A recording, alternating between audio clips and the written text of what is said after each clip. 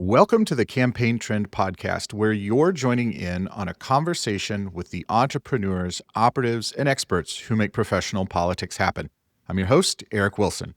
Our guest today is Alex Conant, partner and co-founder of Firehouse Strategies, a Washington, D.C. based public affairs agency that supports companies and organizations across the economy. They've got clients from energy and finance to manufacturing and even sports. So before shifting to public affairs, Alex worked on a number of high-profile campaigns across the country and up and down the ballot, including the 2016 Rubio presidential campaign with me. In our conversation, we discussed the changing public affairs landscape in Washington in the first few months of this second Trump administration and what that means for people trying to shape the conversation in Washington. Alex, what has been the most significant change in how the corporate world engages with Washington between the first and now second Trump administrations? Yeah, good question, Eric. The world's changed a lot in the last 8 years, obviously. I look back at 8 years ago, my firm was brand new. We were founded in 2016. We had a couple clients ready to go when for the inevitable Hillary Clinton victory. Then, being at the time, now we're bipartisan, but at the time we were a center-right firm. We were pretty well positioned to help a lot of people because there was like real scrambling after Trump won. I don't think a lot of people expected it in 2016. Some people dove right in trying to engage with him and then would get burned by their own stakeholders, which kind of ultimately led a lot of people to shy away from DC. Of course, then when the pandemic hit, they needed DC more than ever. So it was a bit of a just whiplash and people really trying to make it up as they go.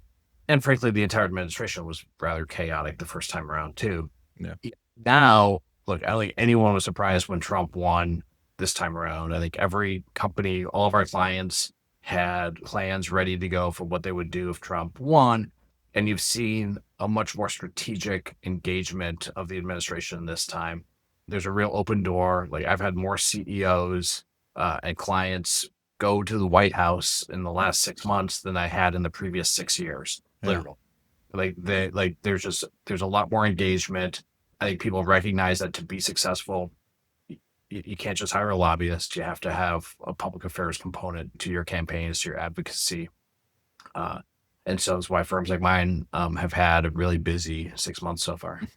Yeah, I mean, I think that's been the biggest. I mean, it was from day one. It was clearly different. Like the fact that you had all those CEOs at the inauguration was a huge contrast to 2017. And again, I think people who don't really remember that time, there was a lot of backlash from customers and employees if they engaged with Trump. And there was uncertainty too. That I was on a campaign at the time, and there was constantly headlines of Trump's going to get impeached in the first 3 months, or he's going to resign. Or, it was this craziness of people just had not acclimatized to the idea that Trump would be in the White House for 4 years. And we've now seen what that's like, and I think that's adjusted the worldview for the current term. Yeah, I think that's exactly right. I think 8 years ago, people really wanted to hide behind their trade associations, keep DC at arm's length, even though a lot happened between the tax reform in 2017 and then all the pandemic relief in 2020. This time around, look, people are still using their trade associations, but you're seeing a lot more direct engagement. You're seeing just a much more sophisticated public engagement by corporate America with this White House. And I think this White House is far more receptive to it than it was 8 years ago. Yeah. So you mentioned lobbying and public affairs being a both and kind of strategy. I think some of our listeners may be surprised that there are people who thought that they could get away with just lobbying. But how does that interplay work? How do they complement each other? Look, I think the influence industry has changed a lot over, the last 20, 30 years. I think, before I was, when I was still in government, I think, lobbyists were a lot more effective than they are now. That's not to say they're not effective now, but, I think there was a day when a lobbyist could actually get a provision put into a big tax bill moving through Congress and nobody would really notice it. And, the client would be really happy. Those days are over. Like lobbyists now are primarily educating staff. They're arranging meetings. They're gathering intel. They're, in certain cases, they're using their expertise to help, staffers craft legislation. But what they're not doing is shaping public opinion, building third-party allies, finding grassroots supporters, any of the earned media stuff. And when you look at what politicians care about, they care a lot about the media. They care a lot about what their voters back home are saying. They care a lot about, if you're a Republican, you care a lot about conservative primary voters and conservative media. They care about their donors. There's so much stuff that actually drives the decision making that lobbyists don't do. And so, I think as any successful advocacy campaign right now, you need to have the GR support because that drives the intel. That's educating members. It's critical. But if you're in a fight or you have if you have advocacy priorities, you have to have the public affairs component too to shape all those other inputs that actually drive the decision makers of policies. So we don't lobby. Like I've never talked to a government official on behalf of a client, nor is anyone here. Like we're not lobbyists. But we work very closely with lobbyists on just about every policy campaign that we're working on because we're doing the media, we're doing, then there's a whole paid component if you're running paid advertising to try to shape public opinion.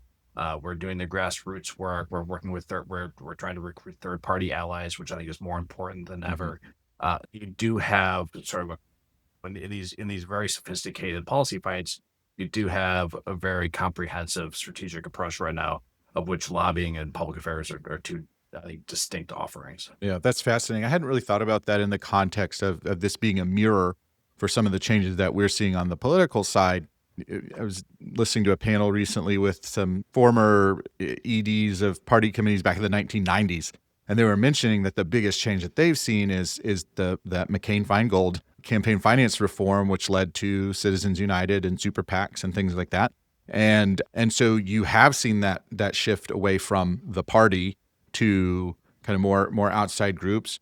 Another thing that we've talked about on this show before is that the limit on contributions from PACs has stayed at $5,000 while an individual couple could give more than that. And so it's interesting to hear some of that power has shifted from the lobbyists and the tools that are in their toolbox to now public opinion. What do your voters think about? Where are your grassroots?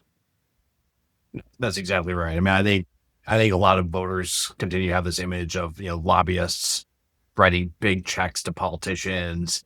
And as a result, the politicians are doing what the lobbyists want. And like, maybe it worked like that before my time, but that's not the case. Those checks aren't that big anymore. Yeah. Yeah. In part because the checks aren't big enough. You're just like, if you're a politician who's dependent on corporate PACs and lobbyist donations for your campaign, it's like you're going to be severely underfunded compared to the candidate who can raise money online or has giant super PAC backers. Yeah. I mean, speaking of the campaign side, in 2024, we saw a big shift to influencers and podcasts. I mean, I think listeners of this show know that I think that was kind of overblown in terms of its impact, but significant and more of a symptom of the overall media and platform fragmentation.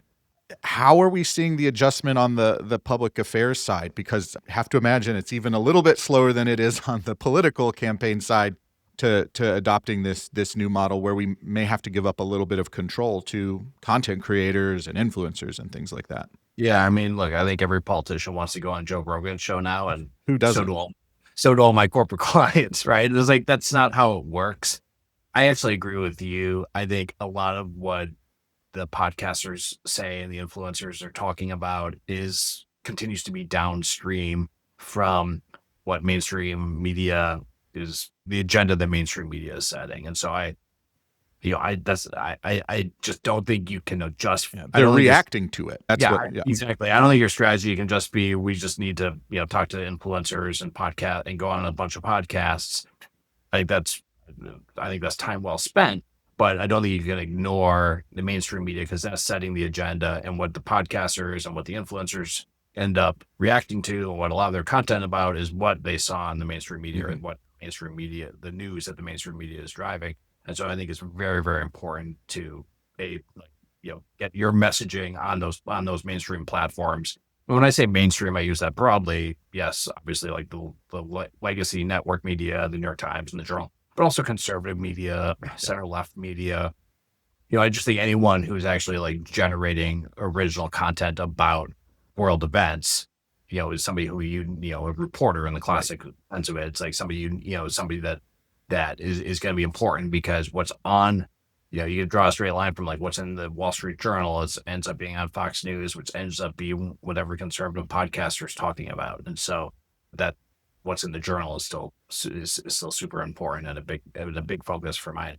I think the second part of that is sure, like you need to generate more content now to break through than ever before, simply because, it's so hard to reach people, so hard to reach your target audiences.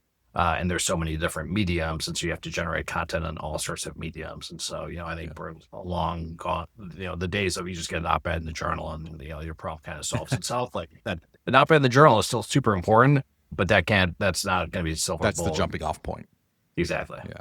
So thinking back to Trump 1.0, everyone had his tweets on alert. So I got the push notification on my phone anytime Trump tweeted, because that was what our day was going to be about.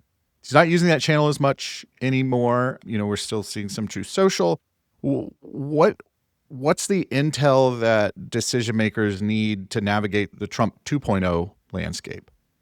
I mean, look, we're 6 months into it, and I think still trying to figure it out. I think, look, his truth posts still move markets, and we are monitoring them in real time for several clients. I mean, if you care about tariffs but you don't pay attention to this truth posts, then you're whacked. Yeah, you're missing it. So people care about that, but I also think people realize that, that it's just it's a fluid environment, and that he is apt to change his mind, that this is all one big negotiation. And so I think people are taking a little bit of a longer term view on some of these issues, and including tariffs, and it's less of people just seem to have calmed down a little bit compared to where they were, 8 years ago or even 8 weeks ago. You're listening to the Campaign Trend podcast. I'm speaking with Alex Conant from Firehouse Public Affairs Strategies about the Trump 2.0 landscape and its effect on corporate America. Alex, I want to talk about this dynamic now. With Trump and his team, you don't want to get on the wrong side, but you've got to get your side of the story or opinion out there. How are you balancing this kind of unpredictable nature of the public affairs conversation, where you don't necessarily know what his position on something is, because, as you mentioned, it is subject to kind of what he posts on Truth. I guess how do you advise clients on how do you position yourself? Yeah, I mean, the number one thing I tell clients is like, you need friends. Like, this is an environment where you don't want to be the only one taking, you can't be the only one fighting your fight. You need allies, you need friends. And so we spend a ton of time recruiting allies, and they can be third-party groups. They can be influencers, as you mentioned. They can be just important voices, stakeholders, media figures. And, more often than not, they're not national people that you and I have heard of, but they're people in the States, they're in key districts, or they're on niche platforms, or they're on social media. And, a lot of people have 1 million followers on Twitter all of a sudden. And I think you need to have as big an army as you can when you go into a policy fight. And so I tell all my clients, like, a big part of what we need to do is be recruiting friends and recruiting allies and supporters on our positions, because that's what the administration cares about. They care about, they don't want to just hear from one company or one perspective. Like, they want to hear from lots of different people. And it's a recognition that the administration itself doesn't agree on anything. We were talking about tariffs a minute ago. Like, there's clearly big fights happening inside the administration about what their tariff position should be. And so, I think it's not just finding advocates for yourselves on the outside, but also finding the advocates for your positions on the inside of the administration and trying to empower them and work with them as closely as possible. Recognizing that, like, you want to be constructive in your messaging, and, you want to talk about things that you want to make sure that your goals are ultimately aligned with the president's goals. Good deals, which is bringing jobs back to the U.S. and bringing investment to the U.S.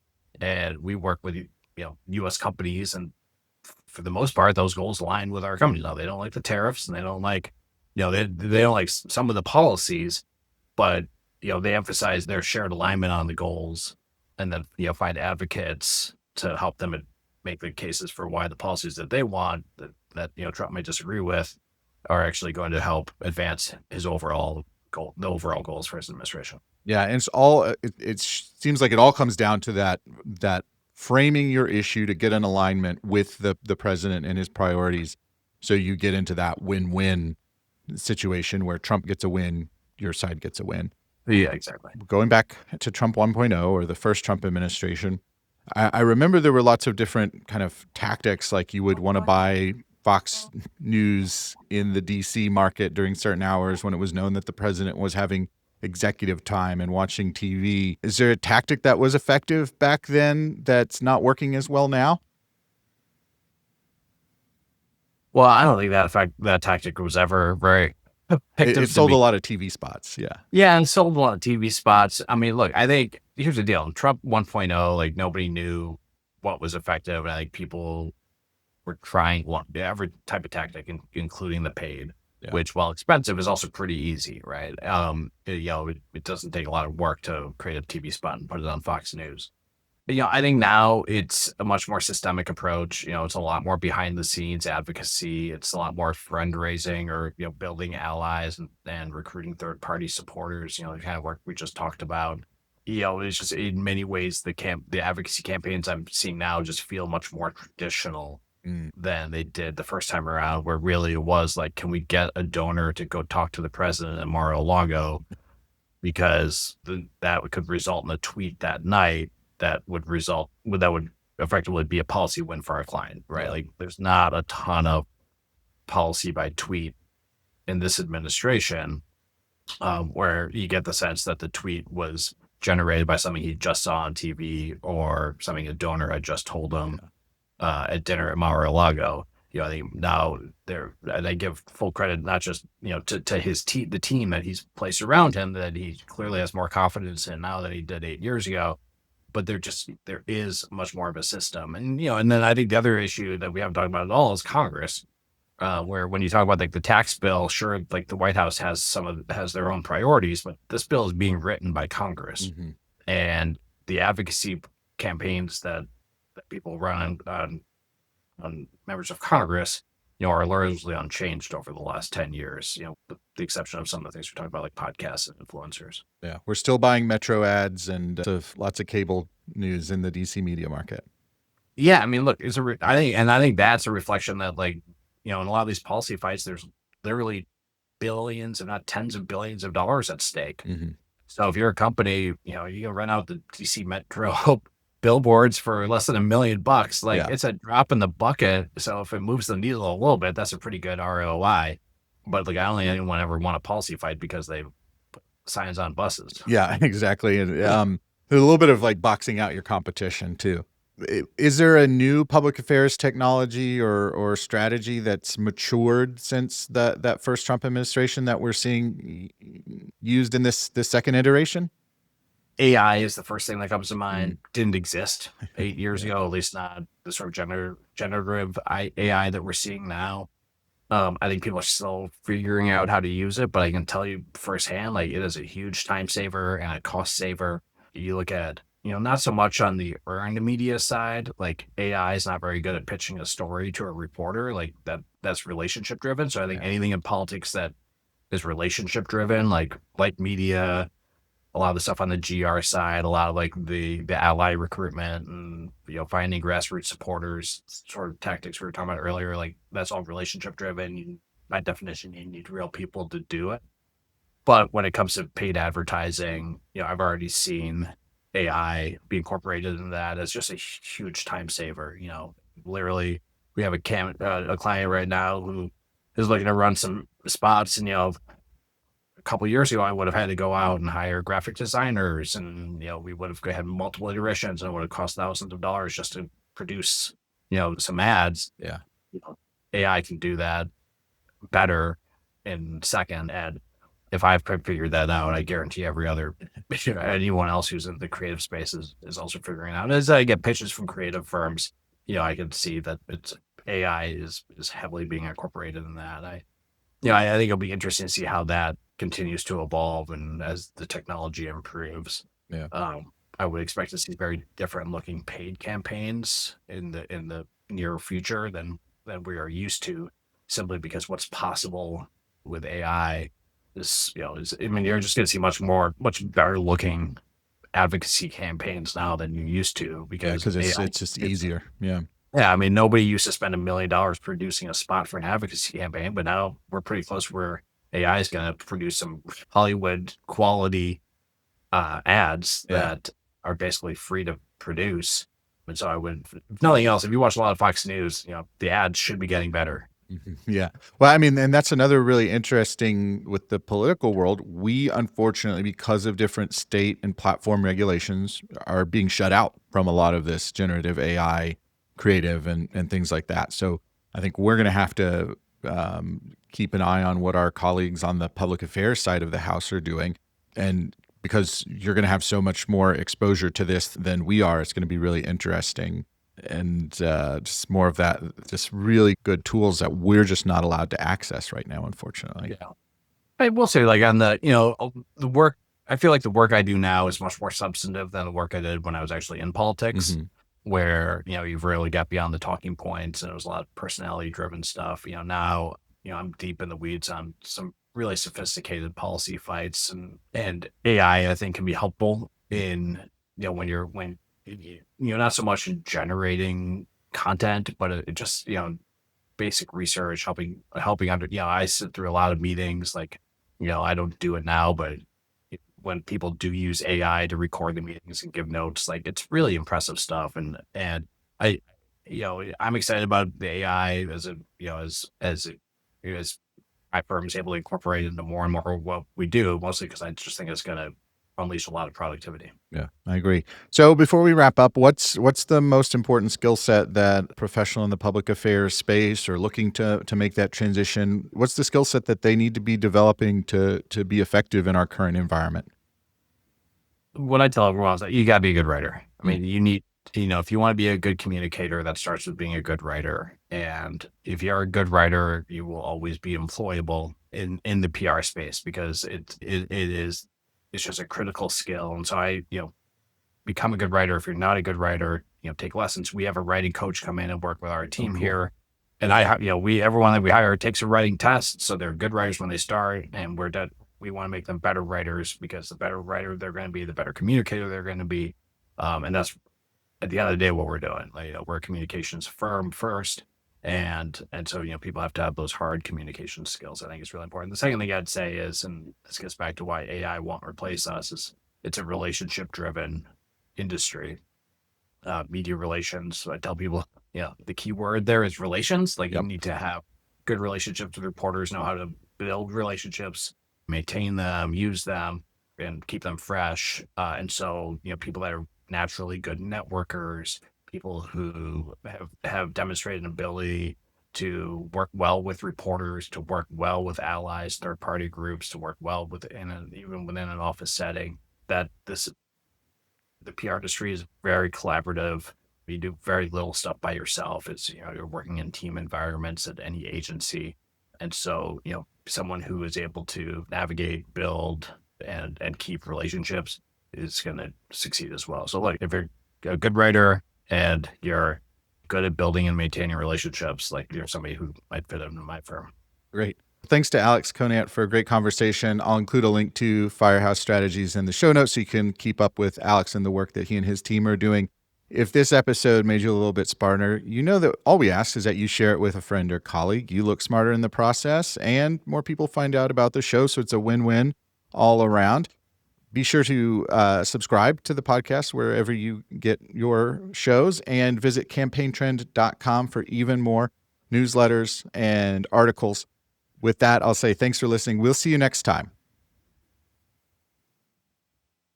All right.